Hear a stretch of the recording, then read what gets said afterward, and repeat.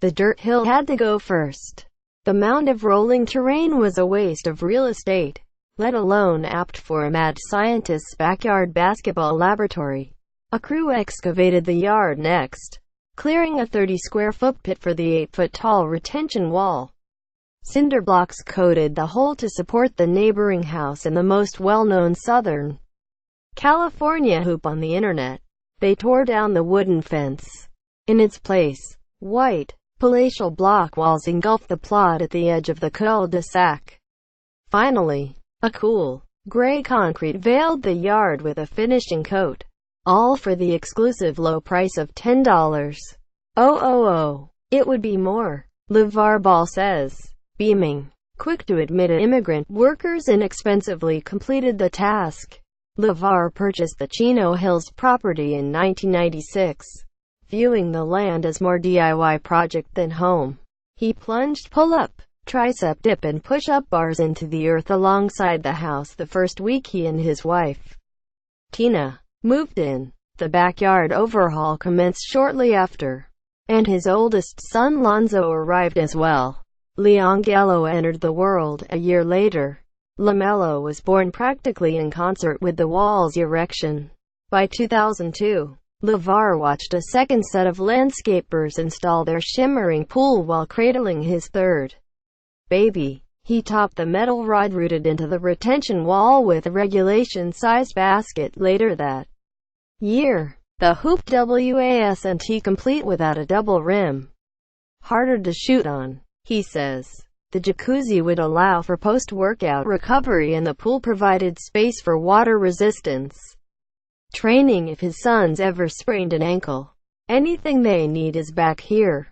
Courtesy of LeVar Ball, he always felt he would have three strapping boys, equal parts assured prophet and father. That's why he ripped out the fridge community developers originally installed in favor of an industrial-sized unit practically the size of a compact meat locker. He sealed the balcony gap at the peak of the staircase and turned the space into a home theater for film study. LeVar's house morphed into a round ball compound, mixing and matching secret ingredients with trademarked catchphrases, and where his three boys experimented with the limits of the jump shot further than anyone in history.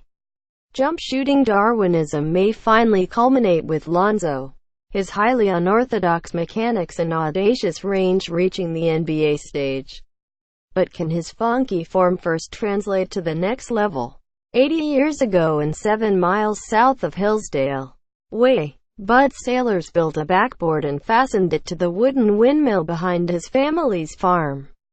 At 65, Bud sprouted faster than his mother's potato crop.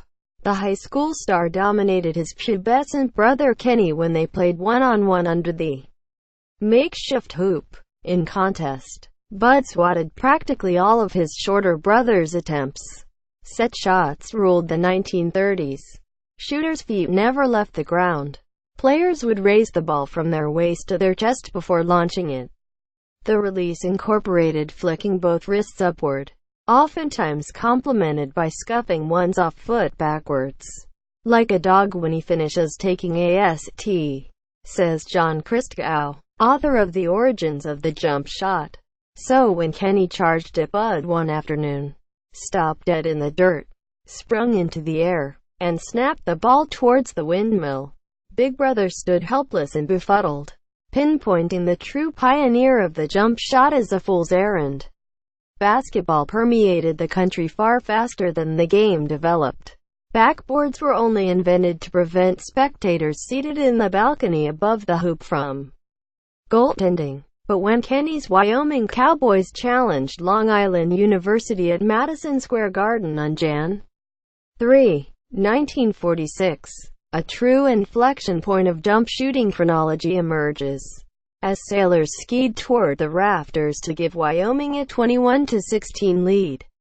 Camera bulbs flashed and basketball history started shifting by the time his feet returned to the hardwood. Andrew D. Bernstein, Getty Images. Life magazine captured Sailor's aerial feat.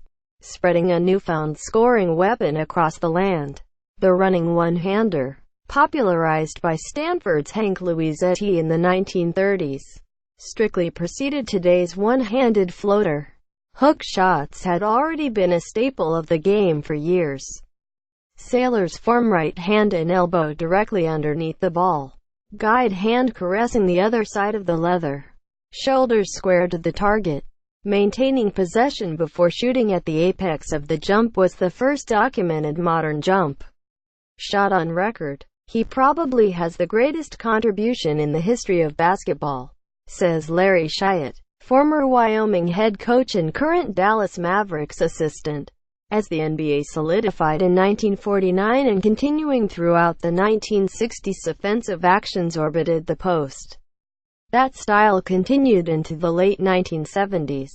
You were looking for the layup first and the post up second, and then you ran your offense, says Hall of Famer Julius Erving. When inside looks weren't available, the ball would swing back out to the foul line, each player utilizing iterations of Sailor's novel mechanics. NBA players evolved into efficient 15-foot jump shooters. The BEEF acronym, balance, eyes, elbow and follow-through, became sacred. And next, all you needed was the innate touch basketball required. Then in 1979, the league painted a semicircle around the key, 23 feet and 9 inches from the rim. The three-point shot has changed everything, Hall of Famer Don Nelson says. A year after the three-point line's inception, Professor Peter Brancazio was trapped in a Brooklyn College physics department meeting instead of joining his usual pickup run. So he began drawing projectile trajectories of basketballs soaring towards the rim. The question hit me: is there a way to mathematically calculate the best parabola? Brancazio says, optimizing a jump shot through kinetics and Newtonian mechanics incorporates several factors dependent upon each shooter's launching height, floating a shot with a superlative angle, speed and ideal revolution as the ball enters the rim will maximize a shot's margin for error. To calculate those numbers, Brancazio translated his doodles into the equations of motion within gravitational fields. He determined one can find his optimal launch angle by computing 45 degrees, the optimum entry angle, if the ball was shot from a height equal with the rim plus half the angle whose tangent is the vertical distance to the basket divided by the horizontal distance. It's high school trigonometry. Peter Brancazio. In 2003, NC State mechanical and aerospace engineering professor Larry Silverberg began logging millions of Monte computer simulations, a wide range of computed algorithms, when randomly repeated, obtain numerical results calculating the standard deviation of hypothetical shooters' outcomes. Silverberg and his colleague, Chao Tran, determined the optimal number of revolutions for a shot is created by 3 Hz of backspin, and pinpointed the sweet spot, 2.8 inches past the center of the rim, where missing both short and long still provides high probability to score. Today, NOAA basketball has essentially morphed that science into a tangible product. Its sensor, positioned 13 feet above the rim, live tracks a shooter's every heave, measuring the entry angle and locating the exact point the ball passes through the rim. The system announces the angle allowed, 45, 43, 44, while it plots those finishing locales on an interactive shot chart.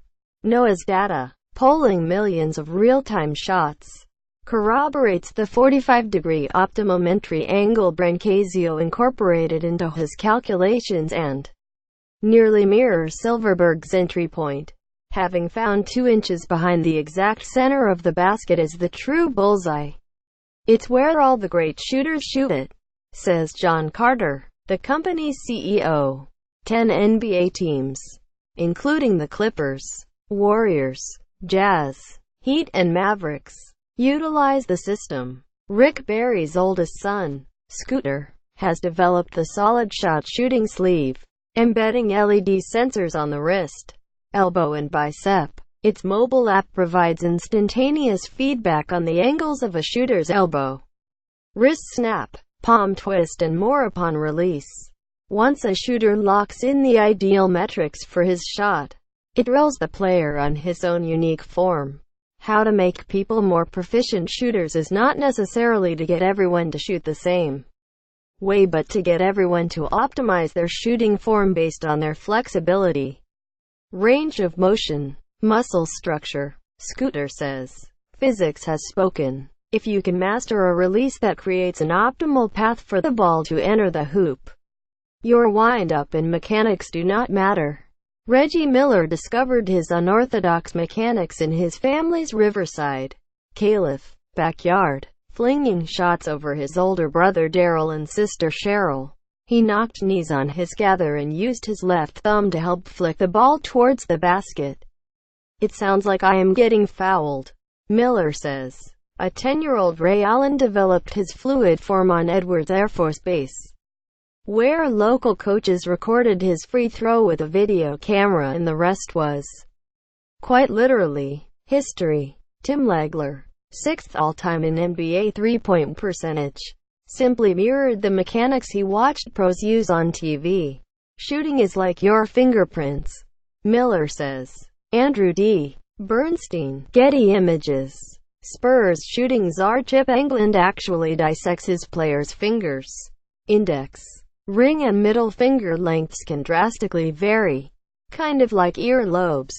Engelland says, "Coaches now recognize biometrics, appreciating how Sean Marion's flick shot evolved after he shattered his right wrist fighting in a high school pickup game he played the next day, and his famous quirky form manifested. You can't bend your wrist fully with a soft cast on." Marion says, "It just happened." Engelland then channels that hand information, like Kawhi Leonard's massive mitts, to determine a player's optimum grip and release point. He used Kobe Bryant's release as a model for Leonard in 2011, a blueprint that had recently worked for Richard Jefferson. Many coaches now spotlight the exact finger players release the ball with. Getting the release right means that you are applying equal force to the exact center of the basketball, says Bob Fisher, the Guinness World Record free throw shooter. Coaches used to universally teach a dual middle and index finger release at the ball's center of gravity. Engelland and other leaders adjust that launch finger dependent on the person. The most popular modern method focuses on the middle finger, where the thumb and pinky slide the ball like a funnel before it's released. Players have advanced past the traditional L-shaped mechanics where your forearm is positioned precisely perpendicular to the floor as well. Slow down film, and you'll find snipers like Curry, Damian Lillard and Kyrie Irving snap the ball practically onto their shoulder, where their arm forms into more of a V, loading up to fire like a slingshot from well past the NBA three-point line. You have a relationship with your shot much like you would with a significant other, says Hawks shooting coach Ben Sullivan. You gotta nurture it and take care of it and give it attention and make sure it gets what it needs. He's noticed a rising trend of shooters tilting their feet rather than squaring up the basket. Footwork has always been integral. Now it's grown individualized, making shots and being in game situations. That's all lower body, Allen says. Former Raptors GM Rob Babcock identified players' vision during a decade with the Timberwolves. Babcock witnessed Kevin Martin's wonky mechanics, derived from his being left-eye dominant. It's a surprisingly common trend amongst righties. They bring the ball right into the front of their left eye, because that's what they're lining it up with. Babcock says, Martin wielded his form into a career 38.4% outside shooting clip. Master the craft, like Martin and Lonzo today. And you can hear that splash. The ball boys began shooting from above their heads as 2-year-olds, targeting a Fisher-Price hoop. If LeVar could ingrain that crucial starting point mere months after their first steps, he would eliminate the waist release that later plagues so many youngsters against longer shot. blockers. A 1-year-old Lonzo was already shooting when Leongelo was born. LaMelo arrived 4 years later as the family broke ground to embed the pool in LeVar's mega fridge began feeding the trio by the plateful. Although meals quickly presented a problem at the breakfast table. You know how most people are right-handed, LaMelo explains.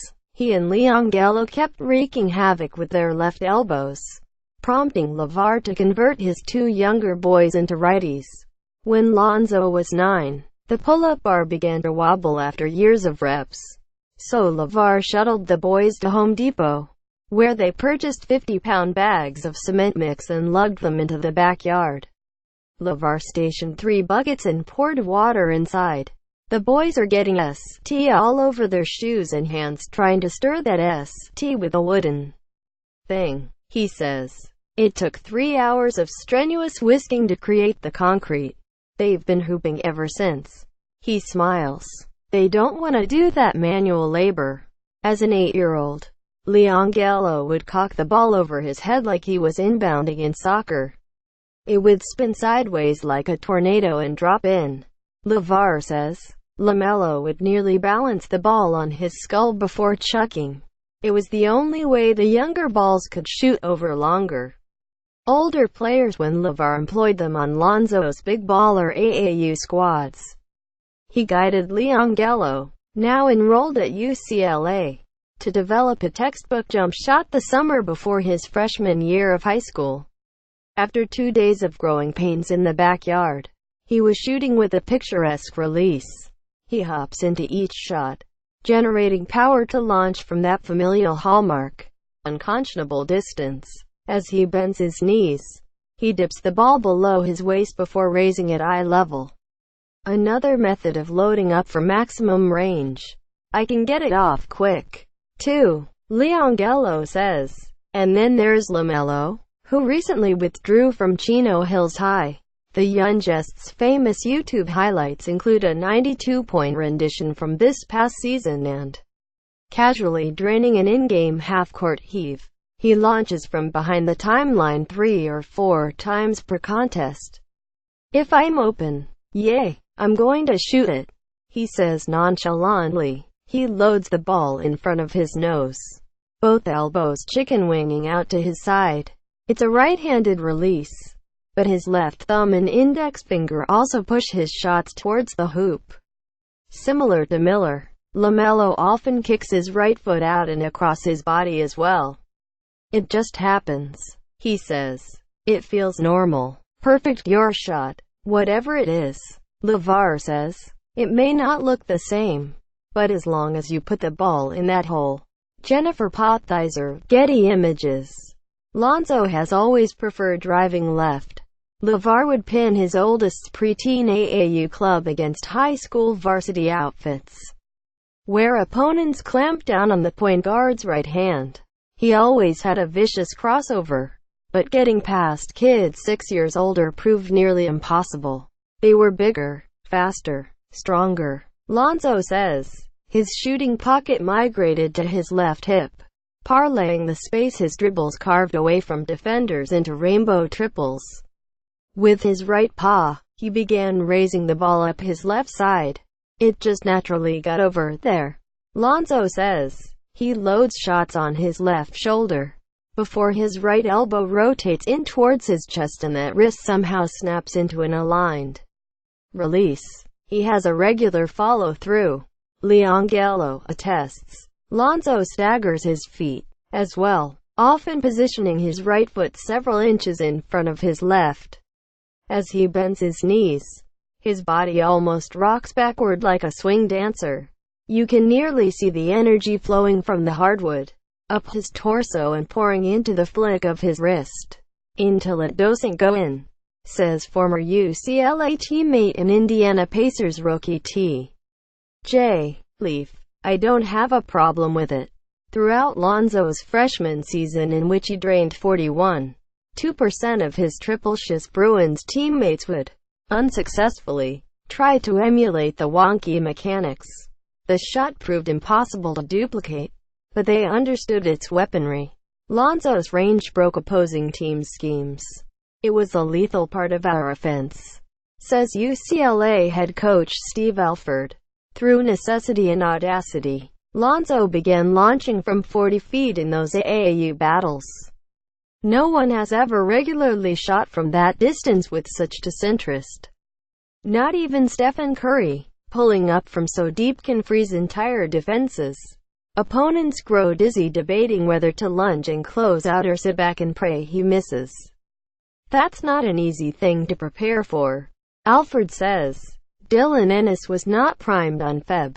9. He parked his right heel on the three-point line as Lonzo milked the clock down to 36 seconds. No. 10 UCLA nursing a 77-75 lead over No. 5 Oregon. Ennis foolishly gave ball 2 yards of space. You can allow most college opponents to chuck from 25 feet. You cannot let Lonzo fire from 30. That's definitely different for them just because it's so far out, he says. He's been shooting from that distance since he was 12. For me, it's just a normal shot.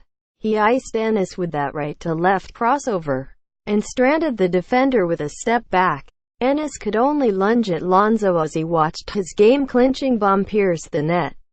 It's a shot he drills with shocking regularity. Lonzo's presence in the league may provide another sharp inflection point in shooting history. 80 years after Sailors stunned the MSG crowd, offenses have migrated further and further from the hoop as this decade has unfolded. The deeper a shooting threat teams can pose, the wider range a defense must scramble to prevent shots. Lonzo can shepherd an era where defenses must chase shooters beginning at half court.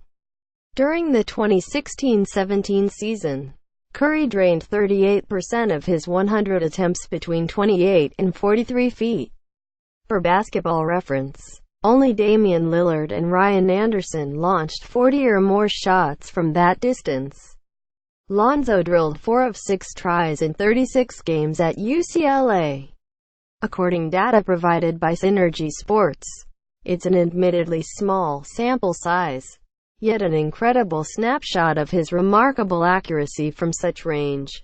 His unique mechanics seem to enable that sniping, and perhaps the gall to fire from so deep may be the only evidence the soft-spoken Lonzo inherited. At least a fraction of LeVar's cheekiness. Regardless, the anecdotal history of shooting and decades of kinetic research show he will rain threes for many years in the NBA, so long as he launches ample looks within head coach Luke Walton's scheme. I like when it goes in. Ball smiles. When optimal backspin rolls the ball through iron, perpetuating a century of evolution. And science proves it will translate to the NBA.